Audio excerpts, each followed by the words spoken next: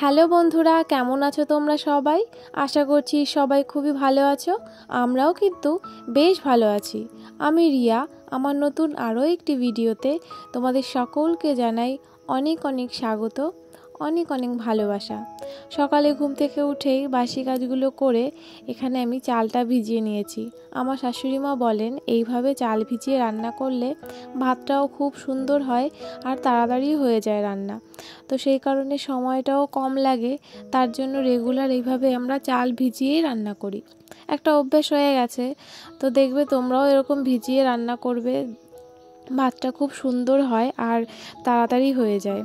তো এখানে আমি চালটা ভিজিয়ে নিয়েছি আর মা ইতিমধ্যে চলে এসেছে। আজকে একটু তাড়াতাড়ি এসেছে ব্যায়াম থেকে। রেগুলার একই সময় তো আসে না, একটু কম বেশি আগে পিছে হয়েই যায়। তো দেখছি মা চলে এসেছে আর এখানে আমি চায়ের জন্য জল রেডি করছি। আর রেগুলার আমি চা খাই না, কিন্তু ওই মাঝে মধ্যে একটুখানি ইচ্ছা করে, জানো তো।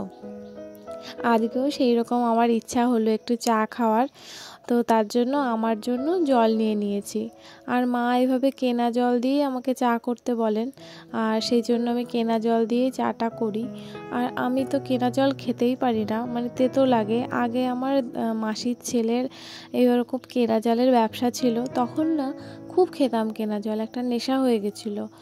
অন্য জল খেতেই পারতাম না, যেহেতু আমাদের এখানে গ্রাম, তো সেই জন্য হাইব্রিড কলের জলই কিন্তু আমরা সবাই খাই।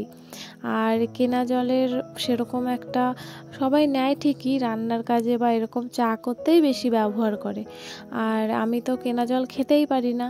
আমার শাশুড়ি মা খায় কেনা জল আর আমি ওই কলের জলই খাই, মানে হাইব্রিড কলের জল। আর এখানে দেখো আমি সুগার ফ্রিটা গুলে নিচ্ছি জলের মধ্যে। জল তো না, এই কাপ থেকে জল ঢালার পরে যেইটুকু জল থাকে, ওষুধের মতনই তো গোল গোল হয় না, তো সেটা দিয়ে দিলে এরকমভাবে গুলে যায়। আর দেখো এখানে চা হয়ে গেছে। তোমাদের সাথে কথা বলতে বলতে আমার শাশুড়ি মা কিন্তু চায়ে লিকারটা একটু বেশিই খায়, মানে একদম কড়া করে চা খায়। আমার আবার ঠিক কড়া করে ভালো লাগে না, জানো তো। মানে আমার কাছে কেমন তেতো তেতো লাগে, আমার একটু হালকা অল্প লিকারের চা বেশি ভালো লাগে। তো কি আর করা যাবে, আলাদা আলাদা করে চা করা তো সম্ভব না। আর যেহেতু মাঠটা আগে করতে হয় চিনি ছাড়া, সেই জন্য আমার কিন্তু লিকারটা বেশিই দিতে হয়। আর এখানে দেখো মায়ের জন্য চা ঢেলে নিলাম আর আমারটা একটু চিনি দিয়ে নিয়েছি। তারপর এখানে আমরা দুজনে মিলে গল্প করছি আর চা খেয়ে নিচ্ছিলাম। আর ওই যে বললাম যে বেশি লিকারের চা আমার ভালো লাগে না, তো একটু তেতো লাগছিল, কি আর করা যাবে, তাই খাচ্ছি দুজনে মিলে। আর চায়ের সাথে ছিল বিস্কিট। আর সকালবেলা যদি চা খাই না, আমার ভাত খাওয়ার ইচ্ছেটা কমে যায়। মানে যদি চা খাই, চায়ের সঙ্গে বিস্কুট বা অন্য কিছু খাই, পেটটা একটুখানি ভরা ভরা লাগে। তো আর যেহেতু আমাদের বাড়ি তাড়াতাড়ি হয়ে যায় রান্না সকালে, তো সেই জন্য আমার আর ভাত খেতে ইচ্ছে করে না, জানো তো। সেই জন্যই আমি চাটা কিন্তু খাই না। আর দেখো আজকে মন করলো, আজকে একটু রান্না দেরি হয়ে গেছিলো, তো সেই জন্য মানে উঠেই চাটা খেলাম মায়ের সঙ্গে। আর আমাদের বাড়ির সামনে দিয়ে প্রত্যেক দিন রেগুলার মাছের কাকুরা আসে, তো এখানে মা মাছ নিতে আসলো, আমাকে ডাকলো, দেখে যাও তুমি কি মাছ খাবে। আর সেই রকম আমার মাছ ভালো লাগে না, আর আমি মাছের নাম তো জানিই না কোনটা কি মাছ, জানো তো, আমি চিনতেই পারবো না। তো চিংড়ি মাছ তো সবাই চেনে, চিংড়ি মাছ, রুই মাছ, এই কটা মাছ চিনি, আর তেলাপিয়া মাছ, তা বাদে অন্য কোনো নাম, মানে অন্য কোনো মাছ আমি চিনিই না, নাম তো বলতেই পারবো না দেখলে। যাই হোক, এখানে দেখো মা আর আমি দুজনে এসছি, বাড়ির সামনেই দাঁড়িয়েছিল কাকুটা। এখানে মাছ নিয়ে নিয়েছি। এই মাছটা হচ্ছে, একে বলে মনোপিয়া। তেলাপিয়া আছে, এটা মনোপিয়া, তেলাপিয়ার থেকে একটু বড় হয় নাকি। তো সবগুলো কিন্তু জ্যান্ত ছিল। তো মা বললো জ্যান্ত মাছই নিই। মরা মাছও ছিল ওই সাইডে, মানে বরফের মাছ যাকে বলে, সেগুলো আর নেইনি। আমরা এখান থেকে একটা মনোপিয়া মাছ নিলাম, একদম তাজা জ্যান্ত। তো সেটাই নিয়েছে আমাদের কাছ থেকে, ওই 36 টাকা মতো নিয়েছে। যেহেতু আমাদের দুজনের সংসার, আমরা দুজনেই থাকি, তো সেই জন্য এই মাছটা কিন্তু আমাদের জন্য যথেষ্ট।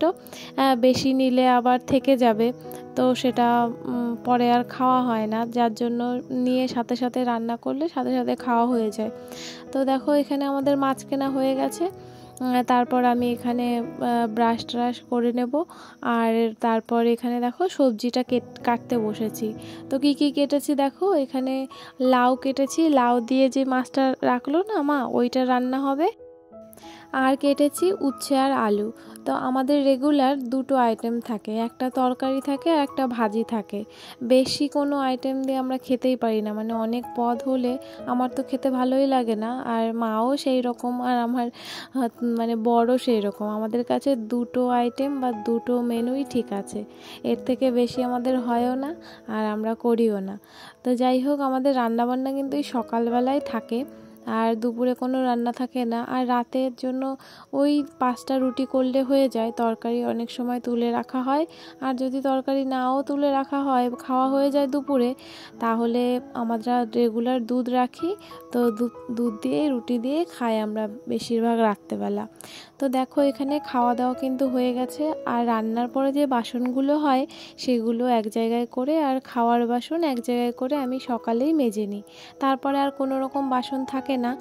আর সব সময় কাজ করে তারপর বসে থাকলে অনেকটা মন হালকা লাগে।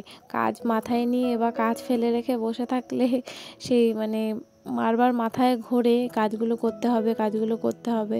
তো সেরকম করে কি লাভ বলো? সেই জন্য কাজ করে যদি বসে থাকা হয়, মাথায় কোনো চাপ থাকে না, আর মনেও হয় না যে এরপরে এইটা করব বা ওইটা করব। তো সেই জন্য আমার শাশুড়ি মা এরকম আমাকে শিখিয়েছে। আগে তো এরকম বিয়ের আগে করতাম না। তো যাই হোক, মানুষের জীবন তো চেঞ্জ হয় বলো, সমস্ত রকমভাবে পরিস্থিতিতে আস্তে আস্তে মানুষের সমস্ত কিছু চেঞ্জ হয়, পরিবর্তনই জীবন।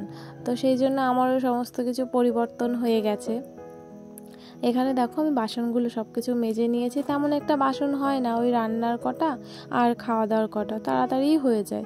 তো কত সময় আর লাগে? 10 মিনিটও লাগে না, 5 মিনিটে সমস্ত কিছু ধোয়া হয়ে যায়। তো এই 5 মিনিটের জন্য যদি আমি অন্য কাজ করি, এই কাজটা ফেলে রেখে, তাহলে আমার মনটা এদিকেই থাকে। সেই জন্য রান্নাঘর একদম ধুয়ে মুছে পরিষ্কার করে রান্না করে বেরোনোর পর, খাওয়া দাওয়ার পরে, মানে মনেই হবে না যে রান্নাঘরে কেউ রান্না করেছে, এরকমভাবে পরিষ্কার করে পরিপাটি করে রাখা হয়।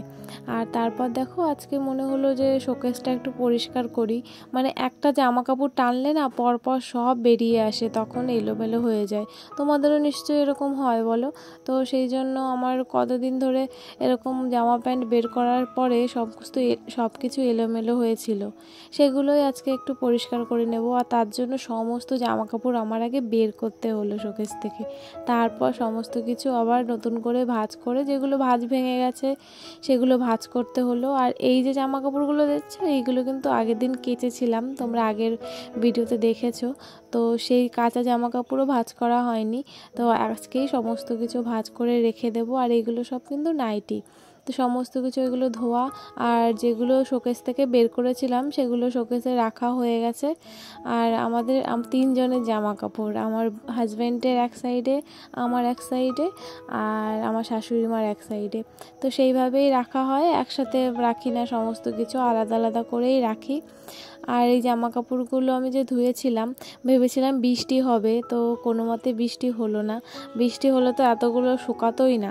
আর আমি সব কিছু একদিনে ধুয়ে দিই, জানো তো, মানে মনে হয় একদিনে সব কাজগুলো করে ফেলি, তাহলে অনেকটা বোঝা নামে মাথা থেকে। সেই জন্য একদিনেই সব ধুয়ে দিয়েছি। তো না, কপাল ভালো ছিল, বৃষ্টি আর হয়নি, জানো তো, চড়া রোদও ছিল। আর আস্তে আস্তে মানে গরম বাড়ছে, সেই আগে যেরকম মানে গরম ছিল না, 43 ডিগ্রি 44 ডিগ্রি, সবাই দেখছি ওই গরমের ভেতরে, মানে ওই রোদে উঠোনের উপরে বা ছাদের উপরে ডিম ভাজছে। তো জানি না এটা সত্যি কি না, তো আমার তো মনে হয় না যে এরকম সত্যি। তো দেখি সেরকম গরম আবার পড়ছে, জানো তো। কদিন বৃষ্টি ছিল, একটুখানি ওয়েদারটা ঠান্ডা ছিল, আবারও চলে এসেছে মানে সেই গরম। গরমকাল তো আমার একদমই পছন্দ হয় না, একদম ভালোই লাগে না। কিন্তু আমার হাজব্যান্ডের আবার উল্টো, ওর আবার শীতকাল ভালো লাগে না, গরমকাল ভালো লাগে। তো কেমন বলো? সবাই আরও শীতের জন্য ওয়েট করে, শীত ভালো লাগে, আর ওর নাকি শীতকাল ভালো লাগে না। তো যাই হোক, কী আর করা যাবে, এক একজনের এক এক রকম ওয়েদার পছন্দ। আর দেখো, তোমাদের সাথে কথা বলতে বলতে আমার কিন্তু সমস্ত জামা কাপড় গুছিয়ে রাখা হয়ে গেছে। দেখো কত সুন্দর লাগছে। আর আগে থেকে অনেকটা জায়গা বেড়েছে, যেহেতু এলোমেলো ছিল, তো মানে কিছুটা জায়গা ছিল কিন্তু সেগুলো চোখে পড়ছিল না এলোমেলো থাকার কারণে। যখনই সেটা ভাঁজ করে পরিপাটি করে রাখা হলো জায়গাটা কিন্তু বেরিয়ে গেছে, আরও কিছু জিনিসপত্র কিন্তু এখানে রাখা যাবে। দেখো কত সুন্দর লাগছে। আর ওই সাইডের টেবিলটাও একটু গুছিয়ে নিয়েছি, একটুখানি অপরিপাটি ছিল তো সেগুলো পরিপাটি করে রাখলাম। আর এখানে দেখো কুলারটা মুছতে চলে এসেছি। আমি ফার্স্টে জল দিয়ে মুছছিলাম, তো দেখছি যে নোংরা উঠছে না, আর সাদা জিনিস তো হাত দিলেই সেখানে নোংরা হয়ে যায়। তো মা বললো একটুখানি সার্ফ গুলে নাও, দেখবে উঠে যাবে। তো কলিংটা নেই, মানে ফুরিয়ে গেছে, তো সেই জন্য সার্ফ দিয়ে এখানে আমি কুলারটা মুছে নিচ্ছি। আর প্রচণ্ড নোংরা বেরিয়েছিল, কি জানি ঘরের ভেতরে কি করে এত নোংরা হয়, ধুলো হয়, মানে প্রচণ্ডই ধুলো হয় জানো তো। তো যাই হোক, এখানে কুলারটা মুছে নেওয়ার পরে বেশ চকচক করছিল, সাদা জিনিস তো। আর কুলার এমন একটা জিনিস ঢেকে রাখা যায় না, মানে রেগুলার ইউজ করলে আবার ঢাকো আবার খোলো, একটু পরে তো আবার চালাতে হবে, তার জন্য ঢেকে কি হবে বলো।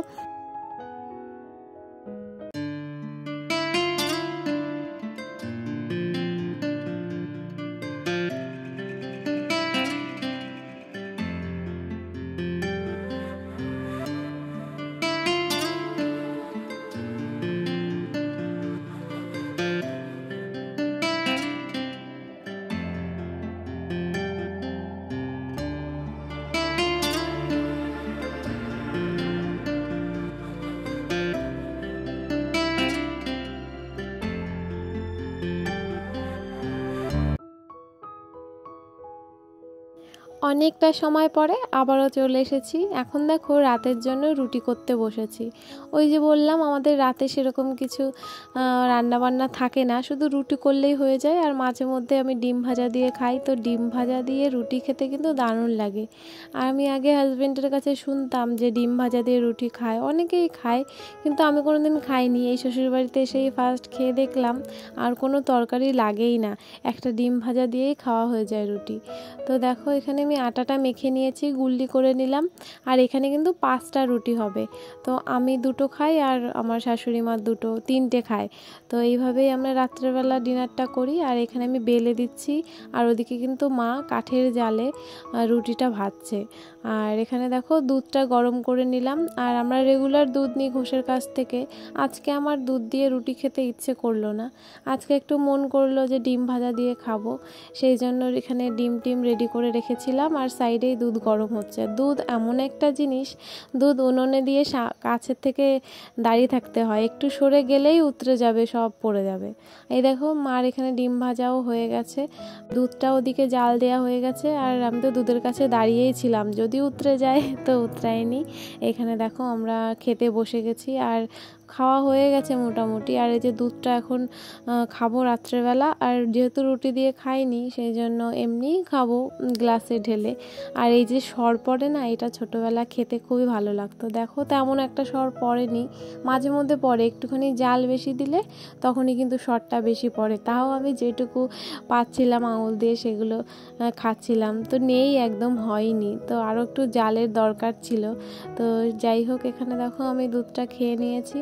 আর ফ্যানের নিচে বসে আছি, ফ্যানের থেকে সরাই যাচ্ছে না, এখনও গরম, এই রাত্রেবেলাও গরম। এখন তো একটু মানে তাপ নেই, রোদ নেই, এখন একটু গরম কম হওয়া উচিত বলো, কিন্তু কি আর বলবো, এখনও কিন্তু প্রচণ্ডই গরম। সেই জন্য ফ্যানের নিচে বসেই আমরা খাওয়া দাওয়া করে নিলাম। আর শুনেছি সামনে ভোট, তো ভোটের দিন নাকি বৃষ্টি আছে, তো কি জানি কি হবে। আর শুনছি সামনে একটা বড় ঝড়ও আছে। যাই হোক, ঝড় হলে মানে খুব ভয় লাগে জানো তো, ঝড়ের কথা শুনলে। বৃষ্টি হয় হোক সমস্যা নেই, কিন্তু ওই যে বলে না খবরে এই ঝড় সেই ঝড়, তখন একটুখানি ভয়ই লাগে। তো যাই হোক, এখানে আমি হাত মুখ ধুয়ে চলে এসেছি। আর চুলটা আঁচড়ে নেব, আর চুল না আঁচড়ে ঘুমালে, বেনুনি না করলে আমার চুলের দিকে একদম তাকানোই যায় না। সকালে উঠে আরও জট পড়ে যায়, আর চুল আঁচড়ালে খুব চুল ওঠে। সেই জন্য আমি এখানে রাত্রেবেলা ভালো করে চুলটা আঁচড়ে তারপর বেনুনিটা করে নিই। অনেকেই তোমরা ভিডিও দেখছো, ওয়াচ করছো, কিন্তু কমেন্ট করছো না। তোমাদের কাছে অনুরোধ রইল কমেন্টের, একটুখানি কমেন্ট করে জানাবে কে কোথা থেকে দেখছো, তাতে করে আমার ভিডিও বানানোর আগ্রহ অনেকটা বেড়ে যায়। আমি বুঝতে পারি যে এখান থেকে দেখছে বন্ধুরা, ওইখান থেকে দেখছে, তো জিনিসটা খুবই ভালো লাগে। তো দেখো আজকের ভিডিওটা এই পর্যন্তই, আবারও একটা নতুন ভিডিওর সাথে খুব তাড়াতাড়ি চলে আসবো। সবাই ভালো থেকো, সুস্থ থেকো, গুড নাইট।